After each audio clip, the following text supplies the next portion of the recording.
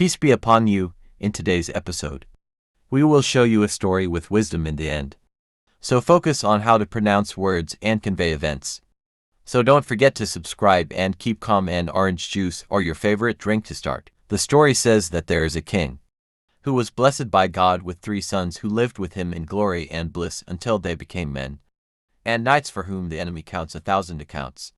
And when their father grew up and became unable to bear the responsibility, he decided to rest and give one of his sons the king. But the king was confused about who the king would give him, because they are all young men and all of them are wise and cunning. So the king gathered them and said to them, "Listen, my children. I have grown old and tired, and I want to rest and give up the king to one of you. So what do you advise me?" The eldest said, "I concede to my brothers who are younger than me, and you, my father, choose one of them." The brothers said, "No, father," he said, "you 3 travel, and each one of you brings something that has an interest and a benefit, and she is the only one in this world. Then we decide who among you will be my successor over the king." They said they agreed, so the youngest of them said, "On the condition that we change our appearance so that we do not appear as if we are the sons of a king, and that we are ordinary and from the common people." His father's cities had a festival that was held annually, and all kinds of oddities and wonders were sold. He wandered around the market until he found a man selling colored apples, each apple with a color. The eldest son said to him, "What are these apples, man? Are you the one who colored them?" The man said, "No. It is natural and has a tree that people know in our city." The son said, "Do you have trees in your city that produce colored apples?" The man said to him, "Yes, and each one has a special taste." The son of the king said, "What a loss, I thought it was something strange." The man said, "Like what?" The king's son said something, "And I don't know." The man said to him, "I have something strange." So he said, "What is this thing?" So whoever came out was carrying an ordinary apple, like any apple, and he said, "This is the strange and wondrous thing." The king's son said, "But this is an ordinary apple." The man said to him, "This apple is ordinary. Its advantage is that it cures the sick and cures all diseases, and no sick person ate from it except that he was cured, God willing." The son of the king said to him, "Is it for sale?" The man said, "Everything here is for sale." The king's son said, "How much?" The man said that it is a bit expensive, so the king's son said, "How much?" The man said that it is worth 100,000 dinars of gold. So the son of the king said, "I will buy it." The man said that it is a bit expensive. So the king's son said, "How much?" The man said that it is worth 100,000 dinars of gold. So the son of the king said, "I will buy it." The man said to him, "Will you buy it for 100,000 dinars of gold?" The boy said. The man said to him, "Will you buy it for 100,000 dinars of gold?" The boy said, "Yes, I will buy it." So the king's son bought it and ensured that he found something that has no similar in the world. As for the middle boy, he arrived in a city where carpets were made and began to wander around and turn over the carpets one by one, but he did not find anything among them that caught his eye. After he got tired, he sat under the shade of a tree thinking. And a shepherd passed by. "Sheep," the boy called him and said to him, "Will you sell me some milk?" The man said to him, "I will give you whatever milk you want, but I will not sell it to you." He said, "Why?" The man said, "Because you are a stranger to our city." So the man went and milked some of his goats, and gave milk as a gift to the boy, so the boy drank. Then put 10 gold dinars in the pot. So the man said to him, "When I saw you, I respected you, and when I honored you, you insulted me."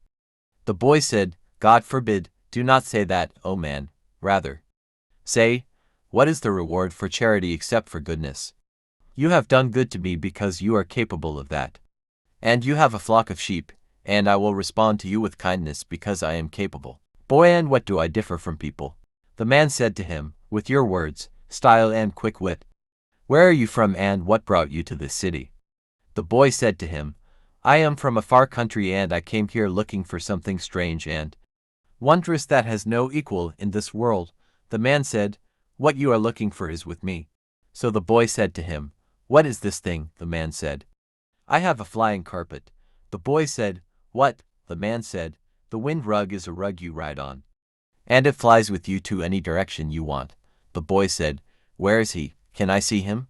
He said, "The man is there and you can see him now.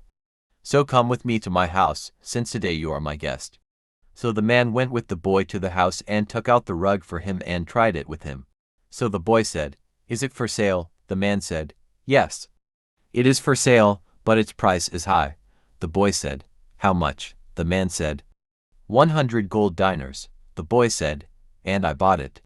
So the boy took out 100 gold dinars from his horse's saddle and took the rug and bid farewell to the shepherd and went. As for the youngest son, he arrived in a city that was famous for making glass.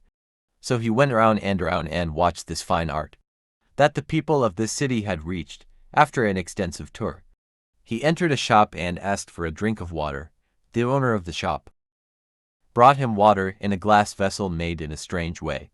So the king's son drank, then put a piece of gold in it and began to meditate on it and turn it left and right and look to him from every side. The owner of the shop said to him, "Do you like this pot?" The boy said, "He looks strange. Is there anything like him?" The owner of the shop said, "You, my son, are in the city of making glass. If you wanted hundreds like it, you would have found it." He said, "What a loss." The man said, "It is a loss that you can find hundreds like it." The boy said, "Yes, a loss and 1,000 losses. I thought he was the only one." So the owner of the shop said to him, "What do you mean? Did you come looking for something?" The boy said, "Yes. I came looking for something unique that has no equal in this world." The man said, "But such things are very expensive. Can you afford it if you find it?" The boy said, "The price is not important. What is this thing and where can I find it?" The man said, "Go with me to the house, and you will find it, God willing." So the little king's son went to the merchant's house, and there the merchant brought him a small box. When he opened it, he found in it a magic crystal that distinguished it as asking for whatever you wanted, and seeing it in front of you. The boy took it and said to the man, "What is this?" The man said to him, "It is a magic crystal that shows you things while you are sitting in your place." The boy said, "Can I try it?" The man said, "You can. What do you want to see?" The boy said, "How much is it?" The man said that it is worth 100,000 dinars in gold. So the boy said to him, "I will buy it from you." The boy paid the man the value of the crystal and took it with him and left his house. Then he went to where he lives and took out his magic crystal from its hiding place on his horse, heading to their kingdom. Then he asked for his other brother, and saw him also heading to their kingdom. So he mounted his horse and raced against the wind until he reached his middle brother, the owner of the rug. So he told him the story and that his father was ill. So they left their horses and rode on the rug until they reached their older brother, the owner of the apple. And they all rode on the carpet until they reached the palace. And in the palace the eldest boy presented the apple to his father and he ate it. Then the king was cured of his illness, thanks to the 3 of his sons. So the father was confused and said to them, "I have a second exam for you, and whoever succeeds in it will be the king." So they said, "What is it, father?" He said to them, "We will hold a horse race between you, and whoever comes with his horse in the last will be the ruler and the king." So everyone prepared for the race, and each one of them rode his horse and stood waiting for the other to run until he was the last. The king said to them, "What are you waiting for? Let's move, be the last." The king said, "Do you not have a solution to this problem?" The youngest of them said, "I have a solution, my lord the king."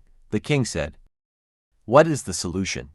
The youngest of them said, "You want the horse as the last, or the knight, or the rider and the horse?" The king said, "No, but I want the horse to be the last."